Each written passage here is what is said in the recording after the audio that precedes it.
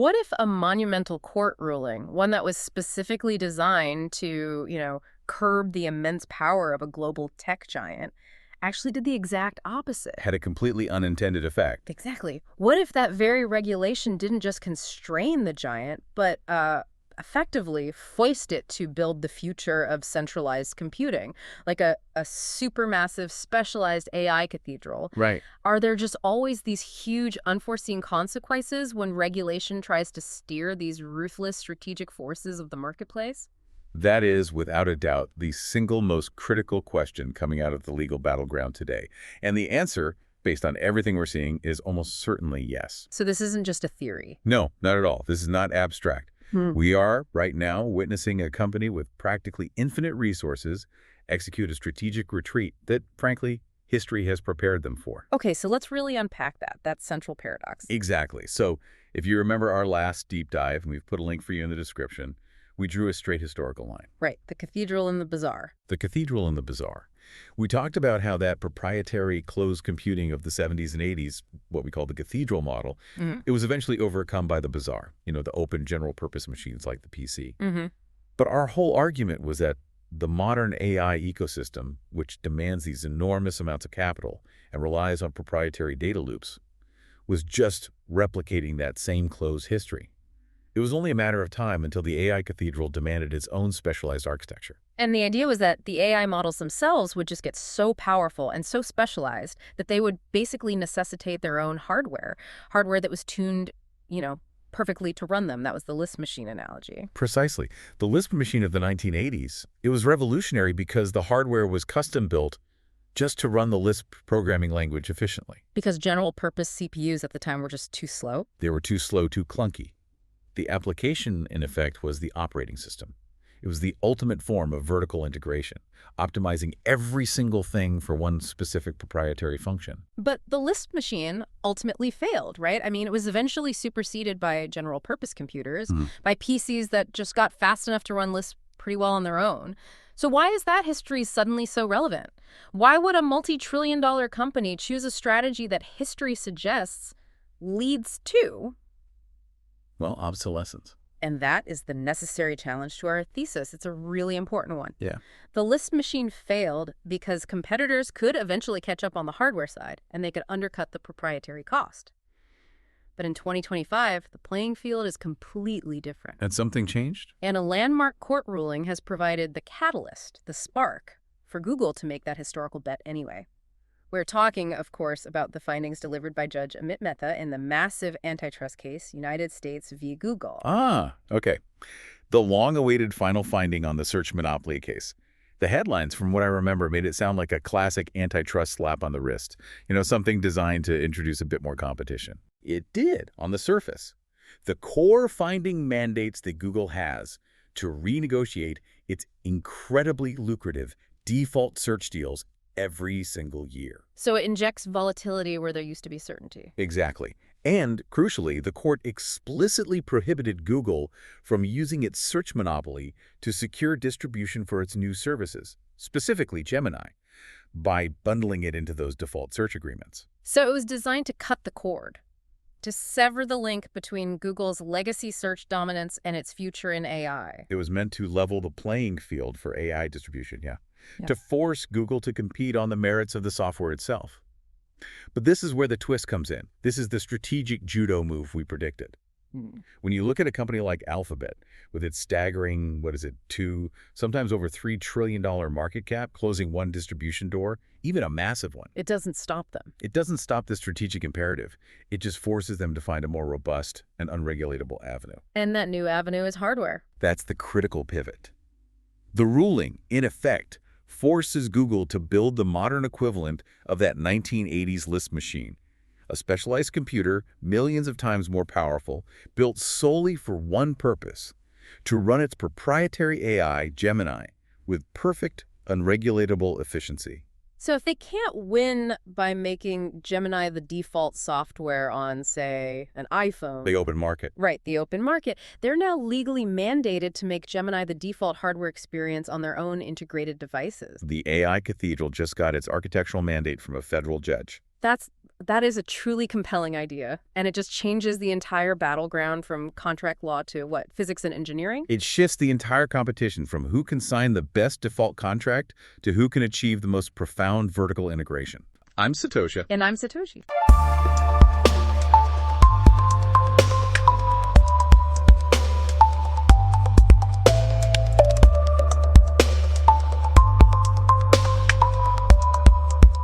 Okay.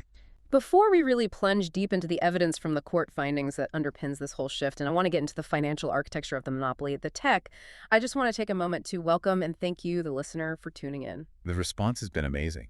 It really has. We're seeing a tremendous surge of engagement for the deep dive, which we started with a pretty simple idea.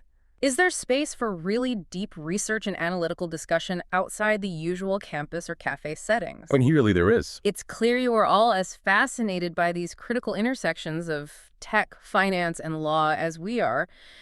To keep producing this level of detailed analysis and to start creating high-quality visual breakdowns of these complex findings, we really need your support. We do. We're trying to unlock funding for a Mosaic AI video editor by hitting 1,000 subscribers across all platforms. So please, if you enjoy these discussions, take a moment now to subscribe on YouTube Music, Spotify, Apple Podcasts, wherever you listen. Your support is what makes this deep research possible. It really is. Okay, so let's get into the heart of it.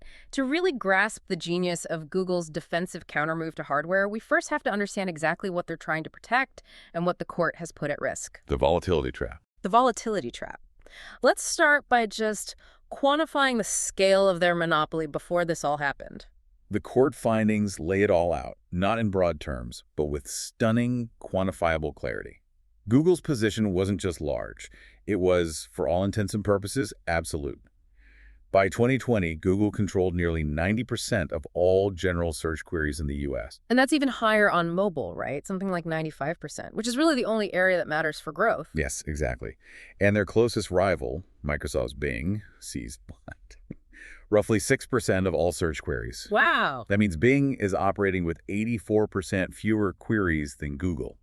That is the foundational gap, and that dominance is the engine behind Alphabet, whose Search Plus revenues alone were over $162 billion in 2022. And the margins on that are just astounding. We talk about high margins in tech, but the numbers we've seen show gross margins on that Search Plus revenue consistently between 76 and 82%. For years, it's not just a successful product, it's a cash-printing machine operating at peak efficiency. Okay. And the essential lubricant for that machine is what the court identified as Google's major and largely unseen advantage, default distribution. This is where all the money goes. This is where the money is spent to maintain the monopoly. And it's quantified by a crucial metric, traffic acquisition costs, or TAC. We hear that term, TAC, thrown around a lot. For our audience, what exactly is Google acquiring for that colossal cost? Market access. Pure and simple. TAC is what Google pays just to make sure its search engine is the preloaded default on the device or the browser you use. In 2021, these payments totaled over $26 billion. $26 billion? And look at how that money is spent. That $26 billion, just for defaults, is nearly 4 times more than all of Google's other search-specific costs, engineering, power, infrastructure, all of it combined. So the most critical infrastructure Google maintains isn't built of silicon, it's built of contracts. Exclusivity contracts. And within that enormous TAC figure, the agreement with Apple, the so-called Internet Services Agreement, or ISA, is the monumental source of both their power and now their vulnerability. Right. The ISA secures Google as the exclusive default on Safari across the entire Apple ecosystem, so iPhones, iPads, Macs. The sources estimate that Google's 2022 payment to Apple alone was around $20 billion. $20 billion, just to Apple. Just to Apple, for worldwide queries. That single agreement is about double all of Google's other revenue share payments combined. You disrupt that one default, and you undermine the core financial stability of Google's entire search business. So then you have the other side of the market, Android, which you'd think is more controlled, but it still relies on similar contracts. It does. The Android ecosystem is locked down through Meta's mobile application distribution agreements and RSA's revenue share agreements. So with Samsung, Verizon, and so on. Exactly. Those contracts ensure the Google search widget is on the home screen, and Chrome is the default browser. And the court noted the market reality here. You need the Google Play Store to make an Android phone fully functional. And getting a Play Store requires M&D compliance. Without it, the device is, in the words of a competitor, a brick. So the defaults are locked in across billions of devices. So that's the architecture. Now, what did Judge Mehta actually find? Was this legal? The court found that Google's distribution agreements create exclusive dealing and lead to market foreclosure. Foreclosure, okay. And while many of the contracts didn't explicitly ban rivals, so they weren't de jure exclusive. Let's pause there. What's the difference between de jure and de facto exclusivity? And why does that matter here? So de jure means by law. An explicit clause saying you shall not host any rival. Simple. De facto means in practice. The court isn't saying the contracts explicitly ban rivals. It's saying the overall structure, the incentives, the practical effects, they make it impossible for a rival to secure a competing deal. When you're paying $20 billion, the incentive is pretty clear. Exactly. That kind of money effectively forecloses the market. The judge ruled that this de facto exclusivity, where the agreements have the practical effect of just locking everyone else out, is sufficient for finding anti-competitive behavior. And the results of this foreclosure, what were the numbers on how much of the market was actually blocked off? They were staggering.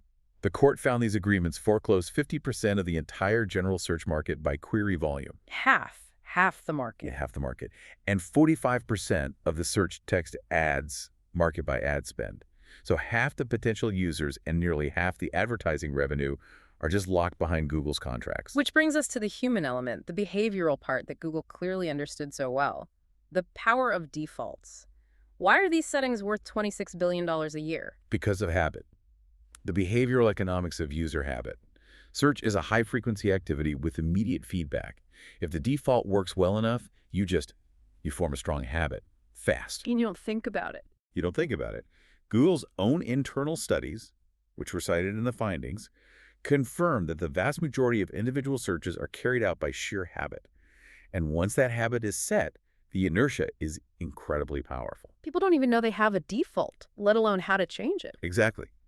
And even if they do know, Google's own behavioral economics team emphasized that seemingly small friction points can have a dramatically disproportionate effect on whether people switch. They explicitly recognize that increasing choice friction is how you keep people on the default. Give us a tangible example of that friction. Well, on Android, it's very clear. Switching away from the preloaded Google search widget to, say, a rival like Bing's, it required a really cumbersome, 10-step process on some devices. Which is obviously intentional. Of course. And on Apple devices, even though you can switch, 65% of queries still go through the default. On Windows Edge, Bing is the default, and it captures 80% of searches on that browser. The default setting is everything. It's the primary mechanism for maintaining query volume. So the real anti-competitive harm isn't just about the money. It's about denying rivals access to the core ingredient they need to even compete in the first place, which the court defined as scale? Correct. The court called query volume, or scale, the essential raw material for building and sustaining a search engine. And the result of these exclusive deals is the deliberate denial of that scale to rivals.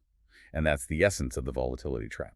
Google's $162 billion revenue stream relies almost entirely on this default-driven query volume, which is now legally vulnerable. Okay, that sets the stage perfectly for this dramatic strategic retreat.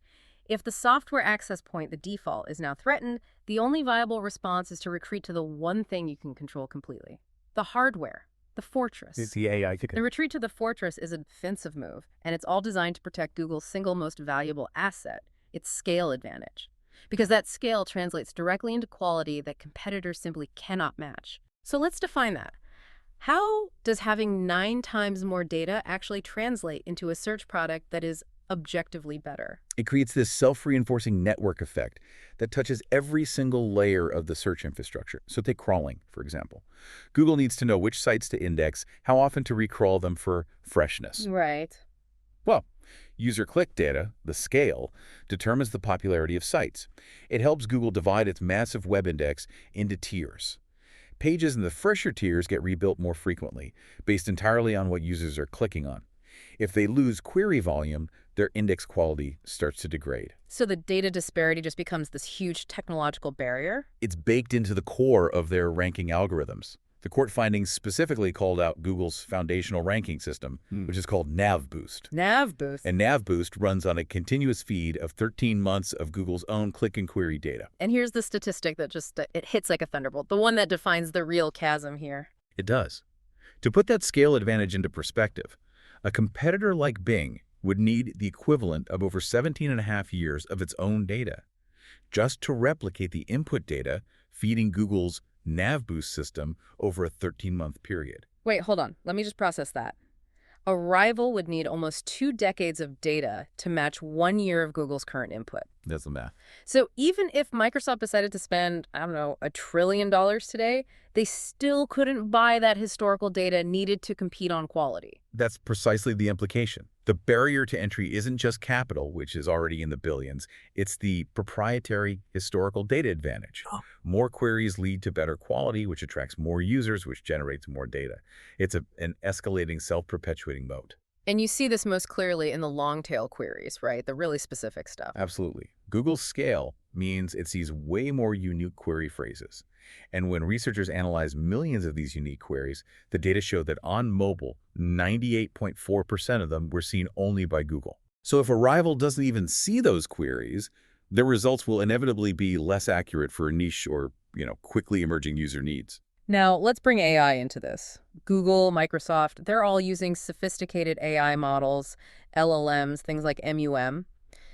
Doesn't AI inherently reduce the reliance on all that old user-click data? Doesn't it sort of erode the scale barrier over time? That was Google's defense, and the court addressed it head-on.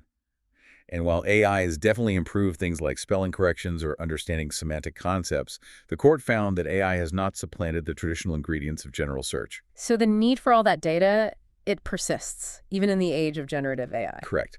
The core task of, and I'm quoting here, figuring out what are the most relevant pages for a given query in a given context still benefits enormously from query click information. The data is still the irreplaceable engine of quality. So this brings us right back to the legal catalyst and the Gemini machine thesis. The court limits Google's ability to bundle Gemini with search on third-party devices.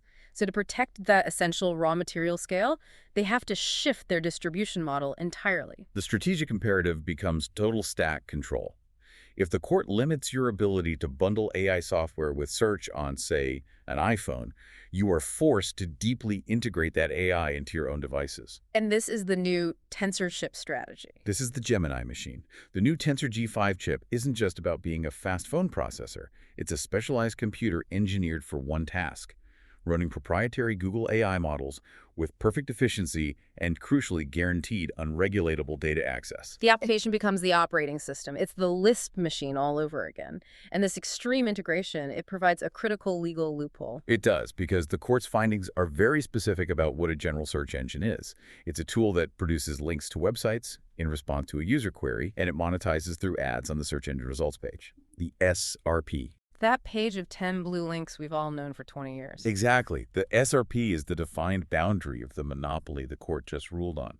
So the goal of Google's deep integration strategy is to bypass the SRP, bypass the search query, and bypass the default search engine concept entirely. By getting rid of the search query, you potentially move outside the legal bounds of the regulation. It's the ultimate defensive play. I mean, think about the strategy behind future hardware, like Project Aura or XR glasses. The ambition is to eliminate the need for an explicit search query in a browser. You look at something and you ask a contextual question. And the AI just answers. The AI just answers, potentially leveraging data from everything you see, hear, or do on that specific device. And that level of ambient integrated context, seeing everything across all your apps, is impossible for a competing AI to access without owning the whole device stack. It is the ultimate moat. And interestingly, we already see this kind of defensive behavior today from Apple. Apple already diverts queries away from Google.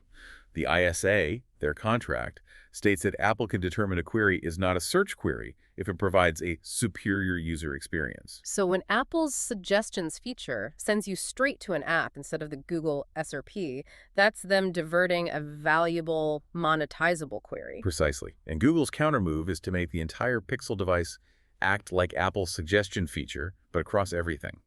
By embedding the AI's context window, its memory of your activities, as the computer's RAM, the AI is the operating system. It's the fabric of the device. Which makes the whole concept of a default search engine, the very thing the court tried to regulate, completely obsolete. And from a behavioral standpoint, it creates the ultimate choice friction.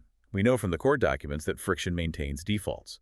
If the core intelligence of your device is Gemini, trying to install a competing AI would mean fundamentally disrupting how the entire device works. And nobody's going to do that.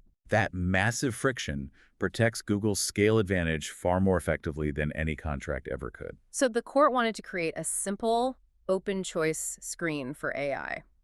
And instead, it has inadvertently mandated the creation of proprietary devices where there is effectively no choice to be made. The irony is just profound.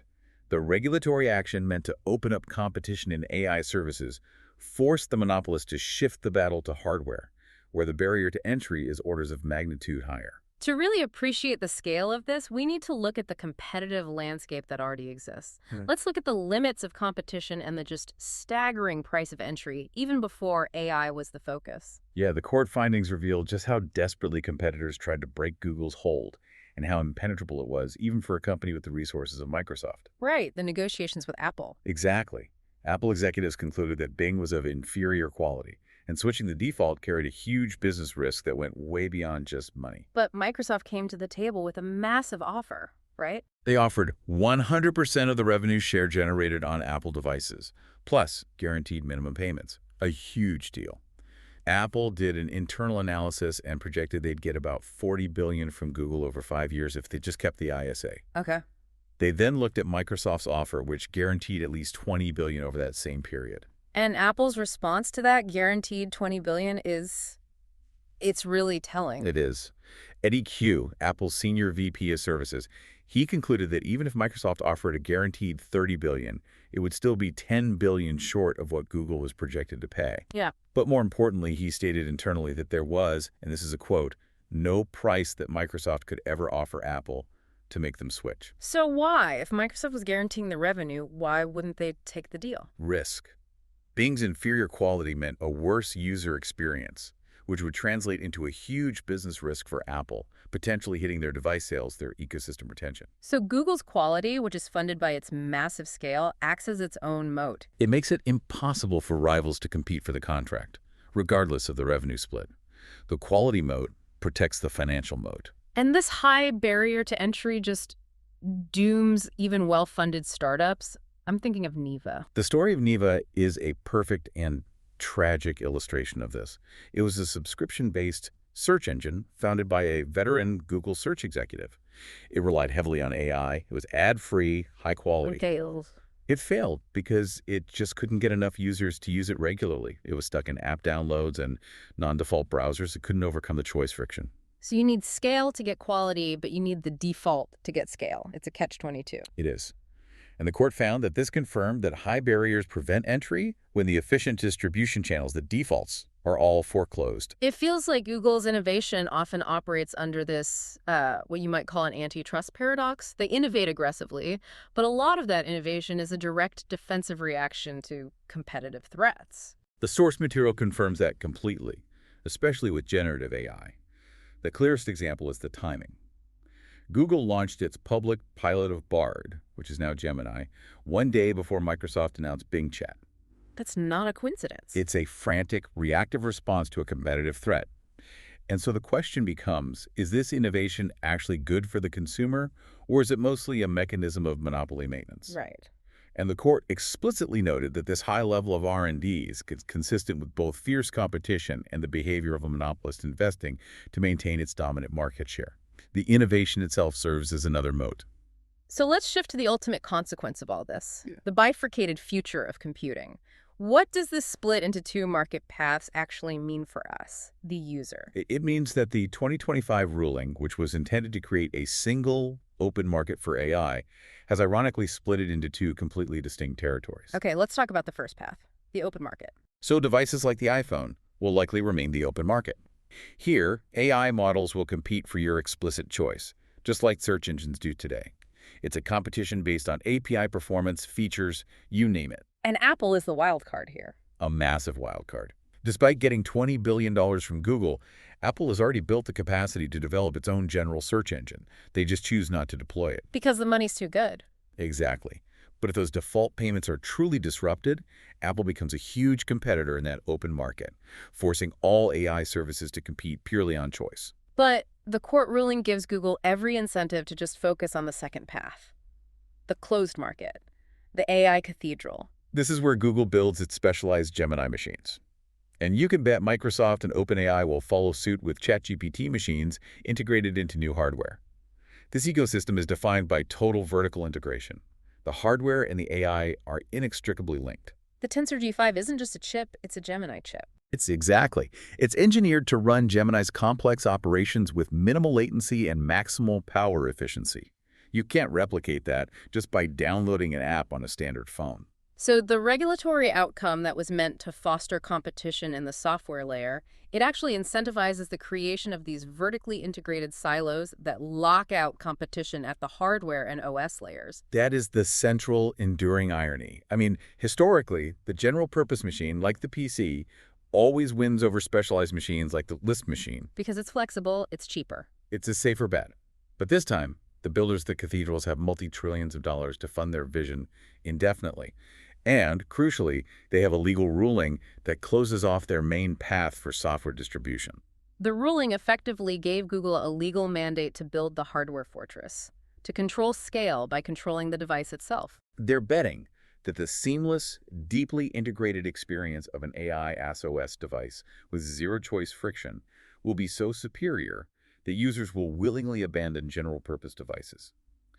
They're betting they can make the historical risk of specialized computing completely irrelevant. It's a fascinating and, frankly, a kind of terrifying conclusion. The ruling was designed to open up competition, but by restricting software contracts, they may have just accelerated the era of deeply integrated, hardware-locked digital fortresses.